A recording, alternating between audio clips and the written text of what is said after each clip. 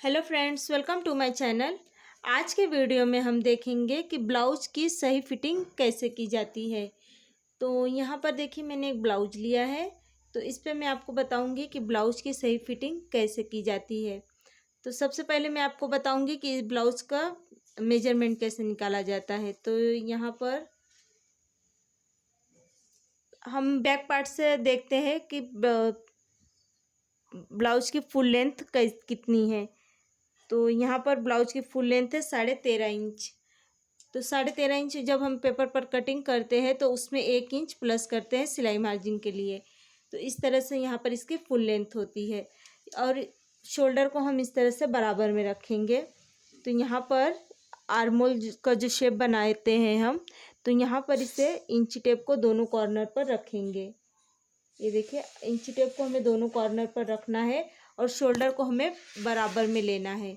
तो इस तरीके से जितना भी हमारा शोल्डर होगा, ये देखिए, ये ब्लाउज के ऊपर होता है। किसी का छोटा ब्लाउज होता है तो वो 11 इंच का होता है शोल्डर, या 10 इंच का होता है। यहाँ पर ये शोल्डर है 12 इंच का। तो उसका हम हाफ लेते हैं। जब भी हम कटिंग करते हैं तो उसका हम हाफ लेते हैं, और यानी कि 6 इंच पर मार्किंग करते हैं। और गला लेते हैं, देखिए ये नॉर्मली गला है तो ये है 2.5 इंच पर। तो गला हम नॉर्मली गला 2.5 इंच पर लेते हैं। अगर डीप गला होता है हमारा तो उससे हम 2 इंच 2.25 इंच पर लेते हैं।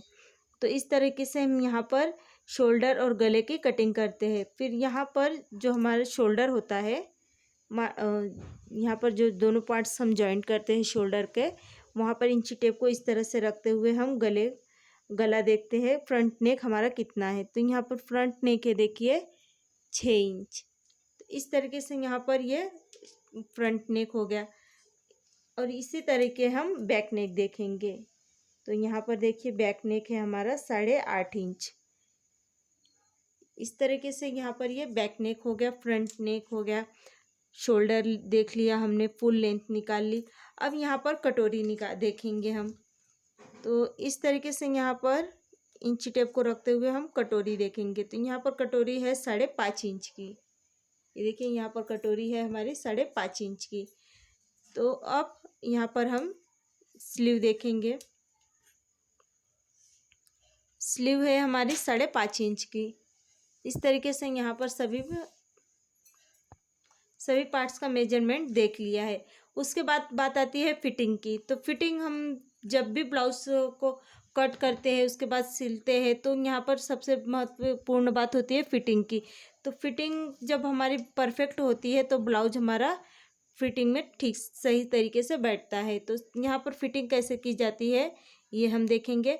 तो जो हमारा पहला हुक होता है ऊपर के फ्रंट नेक का, ये देखिए जो हमारा फ्रंट नेक होता है, तो यहाँ पर जो पहला हुक होता है, तो यहाँ पर हुक के किनारे हम इस इंची टेप को इस तरह से रखते हुए, ये देखिए इस तरह से रखते हुए हम जो भी हमारा पुराना ब्लाउज होता है जो हमारी फिटिंग में परफेक्ट होता है, उसे इस तरह से रखते हुए हम देखेंगे कि जो हमारी सिलाई होती है वहाँ पर इस इंची टेप को इस तरह से रखेंगे तो वो सिलाई हम देखेंगे कितने इंच पर है।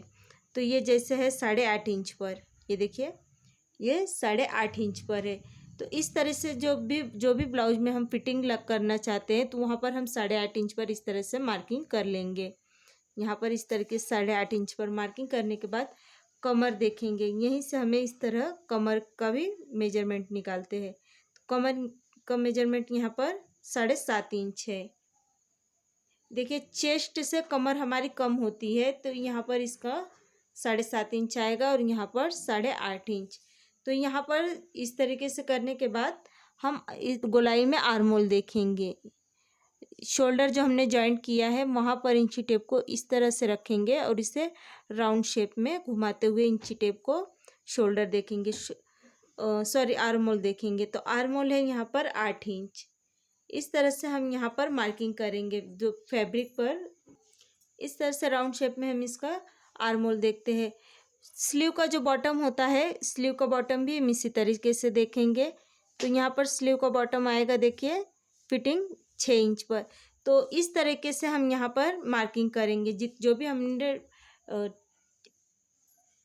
भी हम ब्लाउज की मार्किंग करते हैं वहाँ पर इस तरीके से लाइन खींच लेंगे हम। जितनी भी हमने मार्किंग की यहाँ पर, जैसे 6 इंच, यहाँ पर 8 इंच, तो चेस्ट की तरफ 8.5 इंच, कमर की तरफ 7.5 इंच, जितनी भी हम मार्किंग करेंगे वहाँ पर सीधी लाइन खींच लेंगे और उस सीधी लाइन पर ही हम सिलाई लगाएंगे।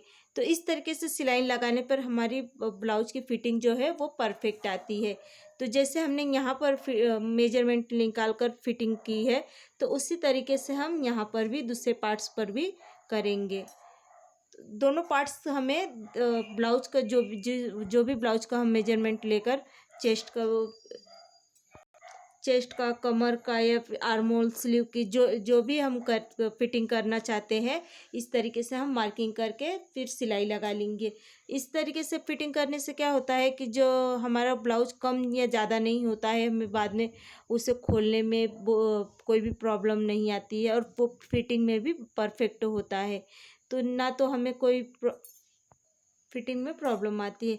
इस तरीके से आप मेजरमेंट निकाल कर फिटिंग करते हैं। जैसे मैंने आपको यहाँ पर बताया चेस्ट का, कमर का, आर्म होल का, इस तरीके से आप पुराने ब्लाउज से मेजरमेंट निकाल कर नए ब्लाउज पर जो भी ब्लाउज की आप फिटिंग करना चाहते हैं, इस तरीके से मार्किंग करने के बाद आप फिटिंग सिलाई लगा लीजिए, तो आपका ब्लाउज जो है वो परफेक्ट आएगा।